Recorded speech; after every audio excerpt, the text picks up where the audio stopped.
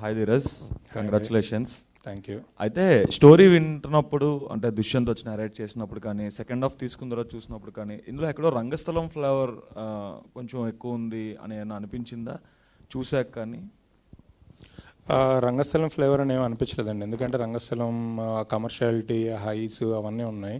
నేను ఇందాక అన్నట్టు కథ విన్నప్పుడు నిజంగా తను ఒక జెన్యున్గా అప్కమింగ్ కొత్త వాళ్ళతో చేద్దాం అనుకున్న కథ నాకు ఆ టింజే కనిపించింది. అంటే నాకు అంత కమర్షియల్గా స్టార్స్తో చేయాలని ఏమి అనిపించలేదు. అంటే తను రాసుకున్న విధానంలో చాలా అంటే న్యాచురల్గా అనిపించిందండి, దాని టింజే అనిపించలేదు నాకు. అంటే అది రిస్క్ చేస్తున్నట్టు అనిపించలేదు. ఇప్పుడు లాస్ట్ టైం దుష్యంత్ గారిని అడిగినప్పుడు కూడా క్యాస్ట్ టింట్ ఏమీ లేదు అని అన్నారు. But end of the day ఆ ఫిల్మ్లో ఉందే క్యాష్ పోర్టల్ కనిపిస్తుంది, చెప్పకపోయినా వాడకపోయినా కూడా. కొన్ని క్యాష్ సంఘాలు కూడా మిమ్మల్ని ఆల్రెడీ అభినందిస్తున్నాయి కూడా. సో ఇలాంటి ఒక దాంతో వెళ్తున్నప్పుడు, బికాజ్ మీ ప్రీవియస్ 2 ఫిల్మ్స్ అన్నీ కూడా లవ్ స్టోరీ, డిజిటల్ కామెడీ అవన్నీ, బట్ ఇందులో ఎప్పుడైతే క్యాస్ట్ టింట్తో వెళ్తున్నామో కొంచెం రిస్కీ అఫైర్ కదా బేసిక్గా. అంటే ఎవరు మనోభావాలను దెబ్బతినే ఛాన్స్ ఉంటుంది. ఎందుకని ఇంత రిస్క్ చేశారు మీరు? లేదండి, అంటే ఇంటెన్షనల్గా ఫస్ట్ నుంచి ఎవరిని ఇబ్బంది పెట్టకూడదని ఫస్ట్ నరేషన్ చెప్తున్నప్పటి నుంచి మాకు అదే ఉండింది. తీస్తున్నప్పుడు కూడా ఎవరి ప్రస్తావన ఎవరు హర్ట్ అయ్యేటట్టుగా చేయకూడదు అనేది ఇంటెన్షను. సినిమా రెడీ అయిన తర్వాత కూడా 1-2 సార్లు చెక్ చేసుకున్నాం. అంటే మన దగ్గర ఎస్కేఎన్ వీళ్ళందరూ ఉన్నారు కదా, మాకు ఫస్ట్ బ్రెయిన్ వెలుగుతుంది అనమాట, ఎవడు కాంట్రవర్సీ ఎలా చేస్తాడు అని. సో అందుకే అలాంటి స్కోప్ ఇవ్వకుండా జాగ్రత్తలు తీసుకొని చేసాము. సో ఎప్పుడూ రిస్క్గా ఏం ఫీల్ అవ్వలేదు. బట్ యాక్చువల్లీ రిస్క్ అని దేనికి అనిపించిందంటే, కొత్త వాళ్ళతో ఇంత బడ్జెట్ పెట్టి అంటే కంప్లీట్గా సినిమా ఒక 70-80 డేస్ అమలాపురంలో షూట్ చేసాం. అది ఒక 4 టైమ్స్ అప్ అండ్ డౌన్ చేసాం. బడ్జెట్ వైజ్ ఇవన్నీ అనిపించాయి. కానీ నిజంగా అరవింద్ గారికి థ్యాంక్స్ అండి. అంటే నేను సార్ ఇది బాగుంది చెప్దాం అనుకుంటున్నా, ఇది చేద్దాం అనుకుంటున్నానంటే లిటరల్లీ అరవింద్ గారు లాంటి స్టాల్ వాట్ మా వెనకాల లేకపోతే ఒక కొత్త ప్రొడ్యూసర్ ఎవరైనా సరే ఇలాంటి సినిమా చేయలేరండి. ఎందుకంటే పక్కా డబ్బులు పోగొట్టుకొని వెళ్ళిపోతాడండి. బట్ ఆయన ఉండి సరే ఓకే ఈ కంటెంట్ బాగుంది, మంచి కంటెంట్ చెప్పాలి, పర్లేదు నువ్వు చెయ్యి అని పంపించారండి. అంటే ఆ విషయంలో మాత్రం ఆయనకి థ్యాంక్స్ చెప్పాలి. కంగ్రాట్స్. సుహాస్ గారు, ఇందాక ఆల్రెడీ అంటే దుష్యంత్ గారు చెప్పారు, ఇప్పుడు ఇంటర్వెల్కి ముందు ఒక 15 మినిట్స్, ఇంటర్వెల్ తర్వాత ఒక హాఫ్ అన్ అవర్ మీరు ఒక బ్యాక్ సీట్ తీసుకొని శరణ్య గారిని ముందుకు పెట్టి ఆ మొత్తం సీక్వెన్స్ అంతా లిటరల్గా ఏంటంటే ఆ సీక్వెన్స్ ఆ గంట చూస్తే శరణ్య గారే హీరో అన్నట్టు ఉంటుంది సినిమాకి. సో యూజువల్గా యంగ్ హీరోస్ లేకపోతే పాపులారిటీ వచ్చిన హీరోస్ అలాంటివి ఒప్పుకోవడం కొంచెం టఫ్ అవుతుంది. సో మీరు అసలు ఎలా పుష్ చేశారని, ఎందుకని పుష్ చేయాల్సి వచ్చింది వేరే క్యారెక్టర్కి మనం అంత లీడ్ స్కోప్ ఇచ్చి? అంటే నాకు నిన్న శివ నిర్వాణ అన్న ఫోన్ చేసి ఒక మాట చెప్పారండి, తమ్ముడు నాకు నీ మీద ఎందుకు హ్యాపీగా ఉంది అంటే నువ్వు మిగతా క్యారెక్టర్స్ కూడా స్కోప్ ఇస్తున్నావు, అప్పుడే కథ నిలబడిద్ది. చాలామంది కథ అదే హైప్ ఉన్నాయన్నీ తీసేసుకుందాం చూస్తారు, బట్ నువ్వు అందరికీ స్కోప్ ఇచ్చావు, దానివల్ల కథ నిలబడింది. బట్ రియాలిటీ ఏంటంటే ఫైనల్గా హీరోకే పేరు వస్తుంది. ఆ కాన్సెప్ట్ కథను చంపకూడదు, ఫైనల్గా ఎలాగో నా పేరు నాకు వస్తుంది కదా. నా ఫేవరెట్ సీన్ కూడా అదే. అంటే యాక్చువల్గా కలర్ ఫోటో చూసిన తర్వాత మీ యాక్టింగ్ పరంగా మీ మీద చాలా ఎక్స్పెక్టేషన్స్ ఉన్నాయి అందరికీ. నాకైతే ఎస్పెషల్లీ అంటే ఇంకొంచెం ఉన్న 2 హార్డ్ హిట్టింగ్ సీన్లు సుహాస్కి పడి ఉంటే బాగుండదేమో. అంటే తీసినవి ఉన్న ఎడిటింగ్ టేబుల్లో ఎగిరిపోయినాయా లేదంటే ఇంటెన్షనల్గా డిజైన్ చేశారా? ఉన్నంత వరకులో నేను చాలా సాటిస్ఫైడ్ అండి. దానికే చాలా అంటే చాలా కష్టపడి చేసాం. ఎడిట్లో లేచినవి ఉంటాయి కొన్ని, బట్ ఉన్నవి చాలు నాకు. డన్, కంగ్రాట్స్ అండి. థ్యాంక్ యూ అండి. సో దుష్యంత్ గారు,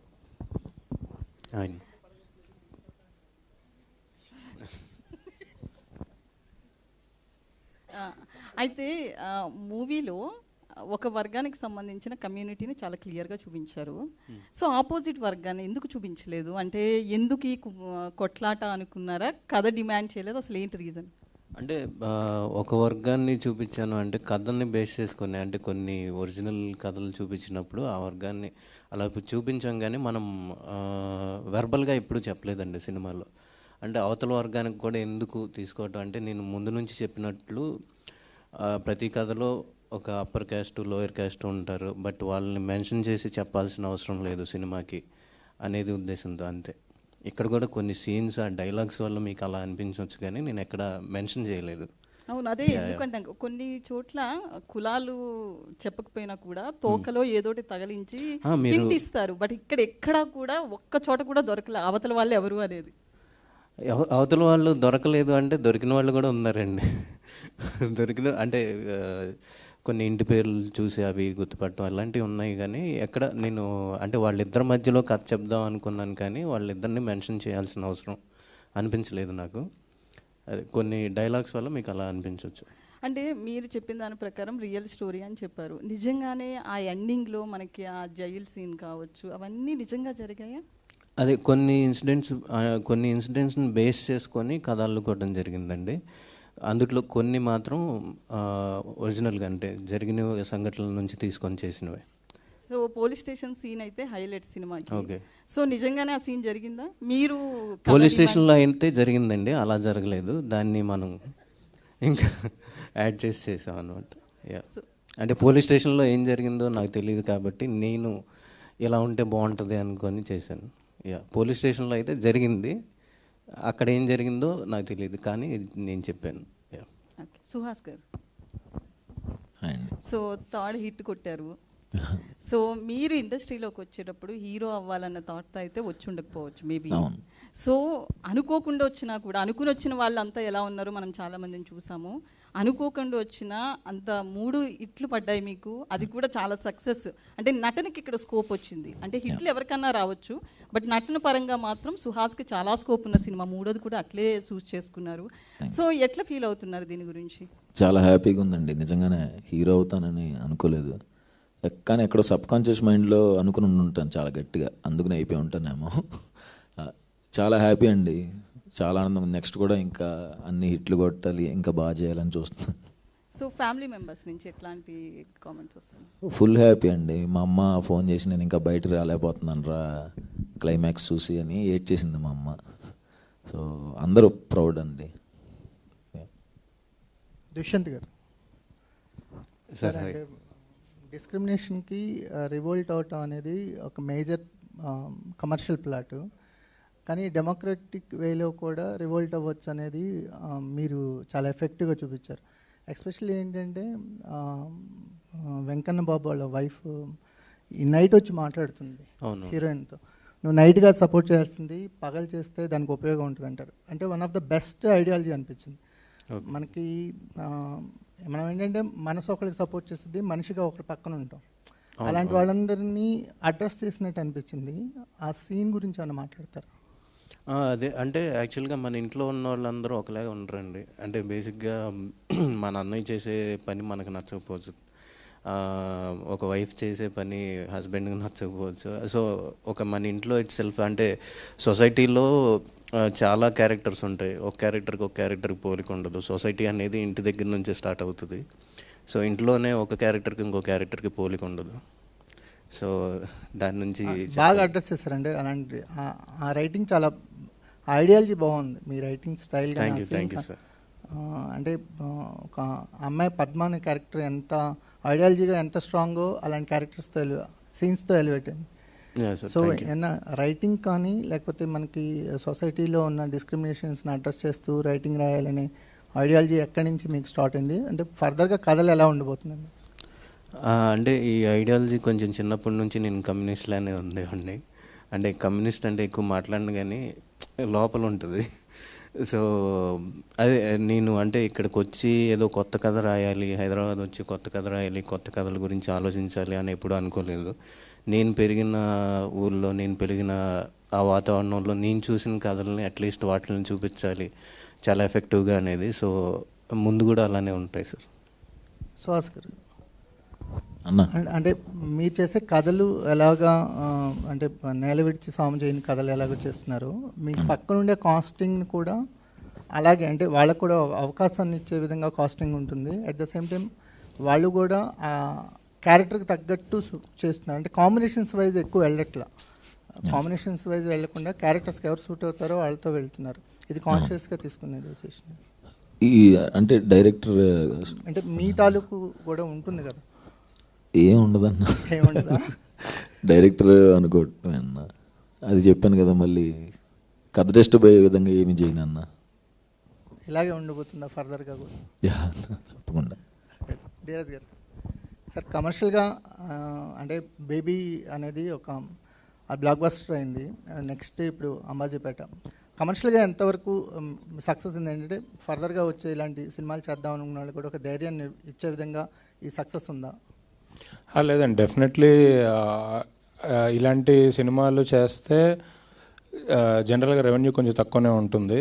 బట్ ఫార్చునేట్లీ ఈసారి ఆడియన్స్ మా మీద అయితే కొంచెం జాలి, ప్రేమ, కరుణ అన్నీ చూపించారు.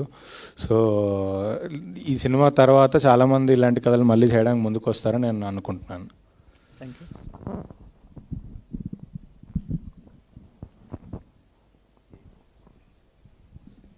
హీరోయిన్ గారు, సో హలో అండి. ఈ సినిమాలో మీ క్యారెక్టర్ చాలా స్ట్రాంగ్గా ఉంది. సో అలాంటి క్యారెక్టర్ని కి మోల్డ్ కావడానికి మీరు చేసిన హోంవర్క్ ఏంటి? అంటే నరేషన్ విన్న తర్వాత ఆ క్యారెక్టర్ గురించి ఇంకా డెప్త్లో వెళ్ళడానికి స్క్రిప్ట్ రీడింగ్ చేయమన్నారండి మా director.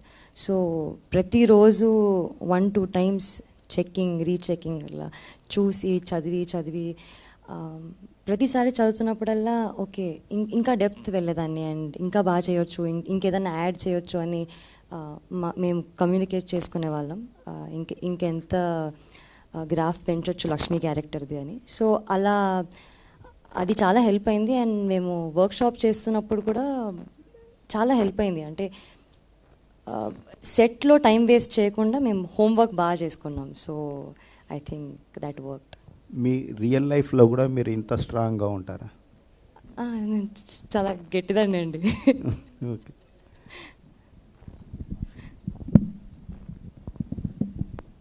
Suhas garu, hi. Congrats sir. Thank you అండి, థ్యాంక్ యూ. సో మూవీ చూసిన ప్రతి ఒక్కళ్ళు దీనికి అవార్డ్స్ ఇవ్వాలి అని చెప్పేసి చెప్తున్నారు.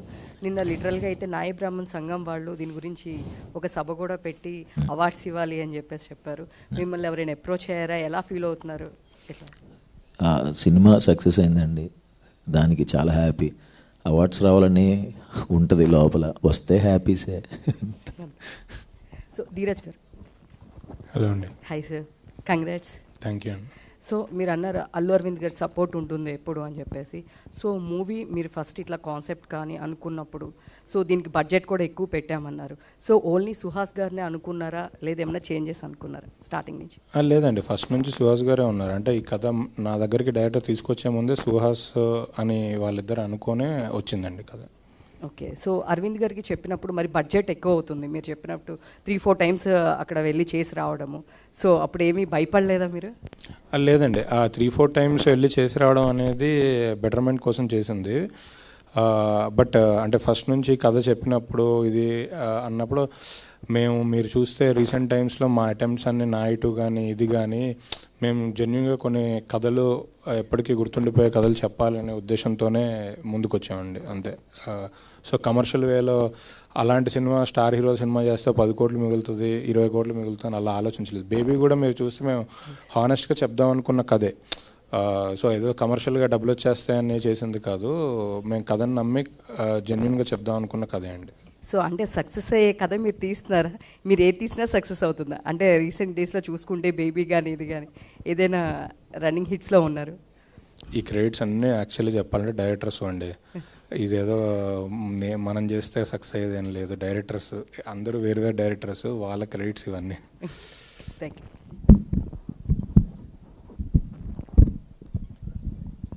దుష్యంత్ గారు, హాయ్. హాయ్ అండి. యాక్చువల్లీ ఈ సినిమా విషయంలో మీరు సాధించిన ఫస్ట్ సక్సెస్ ఏదైనా ఉందంటే అది కాస్టింగ్ సెలక్షన్ విషయంలో. నాకు వచ్చిన ఏంటంటే సినిమాకి శరణ్య గారి రోల్ బాగా హైలైట్ అయింది, చాలా బాగా నచ్చింది కూడా నాకు కూడా. ఆ రోల్ ఫస్ట్ ఆప్షన్ ఆవిడేనా, లేకపోతే ఎవరినన్నా ముందుగా వేరే వాళ్ళని అడిగి తర్వాత ఆమెను ఫైనలైజ్ చేయడం జరిగిందా? లేదండి, ఫస్ట్ ఆప్షన్ ఆవిడే. సుహాస్ గారు, కంగ్రాచులేషన్స్ అండి. థ్యాంక్స్ అండి. కలర్ ఫోటో, అంబాజీపేట రెండు ఏడిపించే లవ్ స్టోరీస్, నవ్వించే లవ్ స్టోరీస్ ఎప్పుడు చేస్తారు? రైటర్ పద్మభూషణ్ చేశాను. శివాని గారు, హలో అండి. మూవీలో సుహాస్ లవ్ లెటర్ ఇచ్చాడు, రియల్ లైఫ్లో ఎవరైనా ఇచ్చారా మీకు? లేదండి, ఇవ్వలేదు. All the best. Thank you. Suhas గారు, ముందుగా ఇచ్చే ఉంటారు కానీ మరి మీడియా ముందు మైక్లో వాళ్ళ ఇంట్లో వాళ్ళు చూస్తుంటారు, ఎలా చెప్తారండి? సుహాస్ గారు, హాయ్. సో ముందుగా కొడుకు వచ్చిన వేళ విశేషము సూపర్ హిట్ కొట్టారు. మరి సినిమాలో పేరు పెట్టాలనుకున్నప్పుడు తను పద్మాన్ పెట్టింది, మరి మీ కొడుకు పేరు ఏం పెట్టారు? ఆ ఆప్షన్ నేను మా కలర్ ఫోటో డైరెక్ట్ సందీప్కి ఇచ్చానండి. వాడు ఏం పేరు పెడితే అదే. ఎందుకు? అంతే, ఆడు నన్ను హీరోని చేశాడు కదా, సో నా హీరోగా ఆడు పేరు పెట్టాలి. సో మేము ఇంతకుముందు ట్రైలర్ లాంచ్లో ఉన్నాం, సుహాస్ హీరో కంటే ఒక మంచి యాక్టర్గా, కమల్ హాసన్ లాంటి గొప్ప యాక్టర్గా పేరు తెచ్చుకోబోతున్నాడు ఇండస్ట్రీలో అని చెప్పి చాలామంది మిమ్మల్ని ప్రశంసిస్తున్నారు. సో ఇందాక ఒక ఆర్టిస్ట్ అన్నారు, సో గుడికి గడికి మధ్యలో అంటే ఒకే నేల ఉంటుంది, చిరంజీవికైనా సుహాస్కైనా ఒకే ఇండస్ట్రీ ఉంది అని చెప్పి. సో ఇలాంటి ప్రశంసలు చాలామంది మిమ్మల్ని అవి వింటున్నప్పుడు ఏమనిపిస్తుంది ఒక యాక్టర్గా? సో ఇంకా ఇంప్రూవ్ చేసుకోవడానికి సో ఎలాంటి కథలు ఎంచుకోవాలనిపిస్తుంటుంది? అంటే పర్టికులర్గా నేను ఈ కథ కావాలా కథ కావాలని ఎప్పుడూ అనుకోనండి. వచ్చే కథ అది బాగుంటే దానికి ఎలా న్యాయం చేయాలి అన్న దాని మీదే ఉంటాను అంతే. డైరెక్టర్ గారు, సో క్లైమాక్స్ విషయంలో కొంతమంది కాస్త అసంతృప్తి వ్యక్తం చేశారు. అంటే చూసిన సినిమా ఓవరాల్గా చాలా బాగుంది, మంచి మార్కులు వేశారు, సూపర్ హిట్ చేశారు. సో క్లైమాక్స్ విషయంలో సో మీరేమన్నా ముందుగా అనుకున్న కోణాన్ని తీసారా, లేదంటే ఏమన్నా మార్చి ఫర్దర్గా ఎట్లా ఏ దశలో క్లైమాక్స్ని పూర్తి చేయగలిగారు? అంటే ఫస్ట్ ఆఫ్ ఆల్ చంపటం అనే దానితో ఆ పగ ముగిసిపోతే ఆ పగకి అర్థం ఉండదు. సో అందుకనే ఫస్ట్ నుంచి ఇదే చంపకూడదు, అతన్ని ఏదో చేయాలి అనేది ముందు నుంచి అనుకునిందండి. సో అది మీరు అన్నట్లు చాలామందికి అసంతృప్తి ఉంది, బట్ చాలామంది అప్రిషియేట్ అయితే చేస్తున్నారు. అంటే 2 సంవత్సరాలు ఆ వ్యక్తి అదే అంటే అక్కడే ఉండడం అనేది తన మానసిక స్థితి ఏ విధంగా ఉంటుంది అంతమంది జనాల మధ్యలో, ఊరి మధ్యలో? ఇప్పుడు సో ఒక జనరల్గా అయితే ఒక పిచ్చివాళ్ళలాగా మారిపోవడం జరుగుతూ ఉంటుంది, కానీ మనిషి కాన్షియస్గా ఉండడం, సో గుర్తుపట్టడం అనేది సో ఏమన్నా జాగ్రత్తలు తీసుకున్నారో అట్లే ఆలోచన చేశారు? ఎలా ఉన్నాడు అనేది అతను జాగ్రత్తల కంటే కూడా అతను ఊరి మీద ప్రవర్తించినప్పుడు ఊరు సిచ్యువేషన్ ఎలా ఉండిందో అతని సిచ్యువేషన్ కూడా అలానే ఉండింది అని చెప్పడం యాక్చువల్లీ అక్కడ ఉద్దేశం. సో అదే. మీకు ఎట్లాంటి ప్రశంసలు? ఏం లేదండి, బేసికల్లీ కమర్షియల్ సినిమాగా చూస్తే లాస్ట్లో విలన్ని చంపేయాలి. బట్ మనం తను రాసుకున్నప్పుడు కానీ మేము తీసినప్పుడు కానీ కమర్షియల్ సినిమాగా చూడలేదు. అంటే తను రియలిస్టిక్గా కొన్ని వాల్యూస్ దీంతో రాసుకున్నారు. సో 2 పాయింట్స్ మీరు ఇప్పుడు అన్నది ఏంటంటే 2 years అక్కడ ఎలా ఉన్నాడు అని. దానికి ముందు యాక్చువల్లీ ఒక డైలాగ్ ఉంటుంది సినిమాలో, తప్పు చేసింది వాడు అదే ఊర్లో, అందరూ చూస్తుండగా అక్కడే తప్పు చేశాడు, శిక్ష పడాల్సింది కూడా అదే ఊర్లో అందరూ చూస్తుండగానే పడాలి. ఇప్పుడు ఎక్కడో రాజమండ్రి సెంట్రల్ జైలుకి తీసుకెళ్ళి అక్కడ ఉండి వాడు అక్కడ హ్యాపీగానే, అదొక డైలాగ్ ఉంటుంది, అక్కడ కొవ్వొత్తులు అదే ఇస్తరాకులు చుట్టుకుంటున్నావు, కొవ్వొత్తులు తయారు చేసుకుంటున్నావు, హ్యాపీగా బతికేస్తే కాదు. వాడు చేసిన తప్పు వాడికి ప్రతిరోజు గుర్తు రావాలంటే అదే ఊర్లో అక్కడే సెల్ కట్టాలి, అక్కడే అందరి ముందు అదే సెంటర్లో కట్టి వాడు ఏం కోల్పోయాడు లైఫ్లో అనేది తెలియాలి అనేది ఉంది. సో తన ఇంటెన్షన్ అనేది కొంచెం స్ట్రాంగ్గా కన్వే అవ్వలేదేమో, బట్ తను రాసుకున్న విధానం అంతా కరెక్ట్గానే ఉందండి. ధీరజ్ గారు, ఈ సినిమాలు వస్తే ఎవరికి వస్తాయి, సో ఎవరికి ఇవ్వాలనుకుంటున్నారు? మీ ఆడియన్స్ అయితే ప్రతి ఒక్కరు కూడా, అంటే మెయిన్ యాక్టర్స్ సుహాస్ కావచ్చు, శివాని కావచ్చు, శరణ్య, నితిన్ గారు, so every one award goes to ప్రతి ఒక్క క్యారెక్టర్కి ఇవ్వాలనిపిస్తుంటారు. సో మీరు ఎవరు గెస్ చేస్తున్నారు? ఈ సినిమాలో పనిచేసిన ప్రతి ఆర్టిస్ట్కి, టెక్నీషియన్కి, డైరెక్టర్కి, అంటే రైట్ ఫ్రమ్ సుహాస్, శరణ్య గారు, నితిన్ గారు, డైరెక్టర్, రైటింగ్కి కానీ, డైరెక్షన్కి కానీ, ఎడిటర్కి కానీ, ఆర్ట్ డైరెక్టర్ కానీ అందరికీ రావాలని కోరుకుంటున్నాను. నిజంగా అలా వస్తే కనుక, అంటే ఇలాంటి వాళ్ళని చూసి ఇంకా 10 మంది చాలా కాన్ఫిడెంట్గా వస్తారండి ముందుకి. నితిన్ గారు, సో బ్రిలియంట్ పర్ఫార్మెన్స్ మీది. సో మా ఇండస్ట్రీకి తెలుగులో సరిగ్గా విలన్స్ దొరకట్లేదు అని చెప్పేసి నిరాశపడే డైరెక్టర్లకి తెలుగు మాట్లాడే ఒక చక్కటి సో విలన్ దొరికాడు, సో ఒక మంచి నటుడు దొరికాడు అని చెప్పేసి ఈ సినిమాతో సో ప్రేక్షకులు కన్వే అయింది. సో క్లైమాక్స్ పోర్షన్ విషయంలో సో మీ ఎట్లా ఉండేది, మీ ఎక్స్పీరియన్స్ ఏంటి సార్? అంటే మీరు ముందు అడిగిన క్వశ్చన్కి ఒక ఆన్సర్ చెప్తాను. ఇంకా 2 years నుంచి అక్కడ ఉంటే ఒక మనిషి ఎలా అవుతాడు అనేది, అది మామూలు మనిషి గురించి మనం ఆలోచిస్తే మనకి ఆ థాట్ వస్తుంది. వెంకట్ బాబు అనే వ్యక్తి 2 years కాదు, 10 years కాదు, లైఫ్ లాంగ్ అక్కడ ఉన్నా వాడు అలాగే ఉంటాడు. సో అది వాడి క్యారెక్టర్. చాలా చాలా గ్రేట్ ఎక్స్పీరియన్స్ ఏంటి, నాకు మళ్ళీ లైఫ్లో ఇలాంటి క్యారెక్టర్స్ దొరుకుతుందా అనేది కూడా తెలియదు నాకు. I think the best character I got in my career. Thank you. Suhas అన్న, కంగ్రాచులేషన్. థ్యాంక్స్ అన్న, థ్యాంక్ యూ. నీ పెర్ఫార్మెన్స్ నెక్స్ట్ లెవెల్ అంటే Thank you. బ్రహ్మరథం పడుతున్నారు అందరూ కూడా. Thank you. సో అంటే సక్సెస్ వచ్చిన తర్వాత జాగ్రత్తలు చాలా తీసుకుంటారు. వరుసగా హ్యాట్రిక్ కూడా కొట్టావు. సో ఇక నుంచి సుహాస్ సినిమాలు ఎలా ఉండబోతున్నాయి? నేను నెక్స్ట్ ఇప్పుడు రిలీజ్ అయ్యే సినిమాలు కూడా అయిపోయినాయి, కొన్ని ఆల్మోస్ట్ కొన్ని సగం అయినాయి. సో ఇది ఖచ్చితంగా ఆడిద్దనే నమ్మకం ఫస్ట్ నుంచి ఉందన్న. సో దీనికి తగ్గట్టే మిగతా దానికి అదే నా క్యారెక్టర్లో కానీ కథల్లో కానీ వేరే వేరే అనుకునే సెలెక్ట్ చేసి పెట్టుకున్నా అన్న. అంటే మామూలుగా కెరియర్ బిగినింగ్లో 1-2 సినిమాలు ప్యాడింగ్ పెట్టుకుని సపోర్ట్ క్యారెక్టర్ పెట్టుకుని ఇప్పుడు వరుసగా ఈ సినిమాలో కూడా అదర్ క్యారెక్టర్స్ గురించి ఎక్కువ మాట్లాడుకుంటున్నారు, బాగా ఎక్కువ మీ క్యారెక్టర్తో పాటు. అట్లా 2-3 సినిమాల వరకు చేసుకుంటారు, తర్వాత సోలోగానే ఇంపార్టెన్స్ పెట్టుకుని మిగతా ప్యాడింగ్గా పెట్టుకుని అట్లా చేసుకుంటారు కదా. అలా భవిష్యత్తులో కూడా నీ మారే అవకాశం ఉంటుందా? అంటే నెక్స్ట్ కొన్ని సినిమాల్లో ఉన్నాయన్న ప్యాడింగ్స్, దానికి తగ్గట్టు కథలకు తగ్గట్టు ఉన్నారు. ఈ కథకి తను ఈ ఫేసెసే కావాలనుకున్నాడు.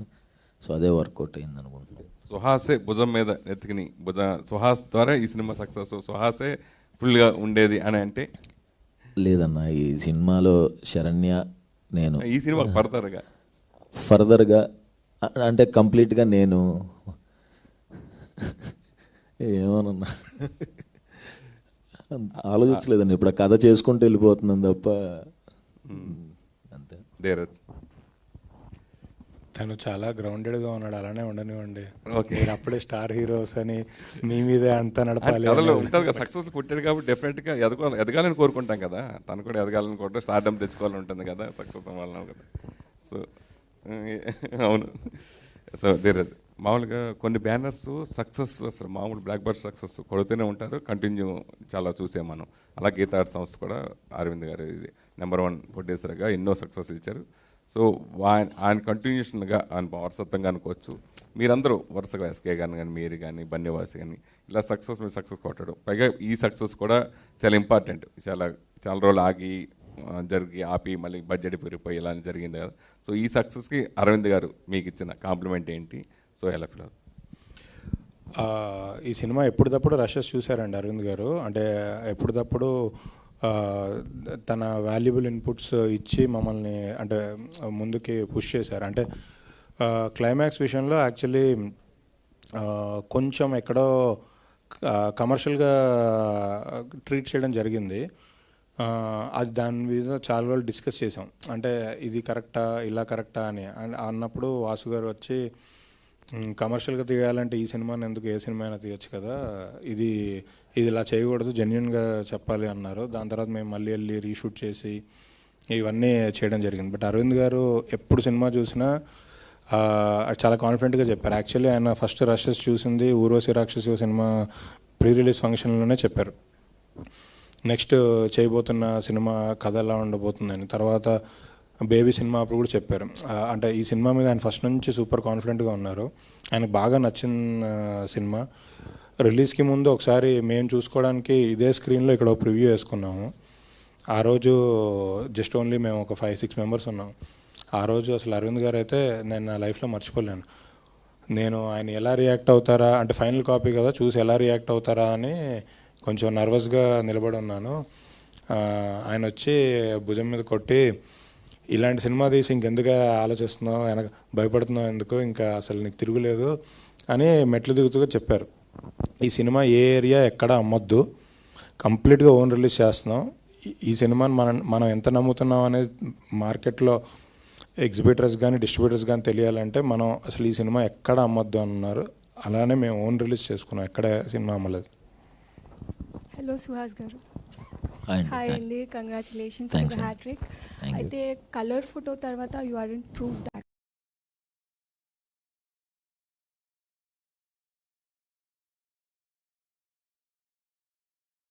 యాక్టర్ అవుతారని మీకు చెప్పారు. Now you are enjoying that fruit. ఎలా అనిపిస్తుంది మీకు? అండ్ మీరు వారితో మాట్లాడడం కానీ ఏమైనా జరిగిందా ఈ మధ్య కాలంలో? అంటే ఎప్పుడైనా ఒకసారి మాట్లాడుతూ ఉంటే అప్పుడప్పుడు అంత ఖచ్చితంగా వాళ్ళందరూ నేను వర్క్ చేసిన వాళ్ళు వచ్చిన వాళ్ళందరూ నా సక్సెస్కి వాళ్ళు చాలా హ్యాపీ ఫీల్ అవుతారండి. సుహాస్ అన్న, ఇది సుహాస్ సినిమా అంటే ఒక గుడ్నే ఉంది ఆడియన్స్లో. ఆ సినిమాకి వెళ్ళిపోవచ్చు, గుడ్డిగా వెళ్ళిపోతారు ఆ సినిమాకి. ఏదో ఒకటి మంచితనం ఏదో ఒకటి మంచిగా దొరుకుతుంది ఎంజాయ్ చేయడానికని. సో మీరు lot of upcoming actors struggle అవుతున్నారు, అంటే ఒక ప్లేస్ ఇండస్ట్రీలో ఒక ప్లేస్ పెట్టుకోవడానికి స్ట్రగుల్ అవుతున్నారు, బెగ్గింగ్ చేస్తున్నారు, మా సినిమా చూడండి అది ఇదని.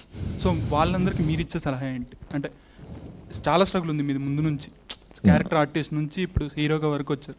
సో వాళ్ళందరికీ మీరు ఇచ్చే సలహా ఏంటి? వచ్చే అప్కమింగ్ వాళ్ళకి అండి, అంటే అప్కమింగ్ అంటే నేనైతే యూట్యూబ్లో షార్ట్ ఫిల్మ్స్ చేసుకున్నానండి. ఆ షార్ట్ ఫిల్మ్స్ బాగా చేసుకుని యూట్యూబ్లో పెడితే అది చూసి డైరెక్టర్స్కి నచ్చితే వాళ్ళు పిలుస్తారండి. నాకు అలా వర్కౌట్ అయింది. మరి అందరికి అలా వర్కౌట్ వద్దలేదు తెలియదు. మంచి కంటెంట్ యూట్యూబ్లో పెడితే సినిమా వాళ్ళు పిలిచేస్తారండి. అంతే. థ్యాంక్ యూ సో మచ్ అండి.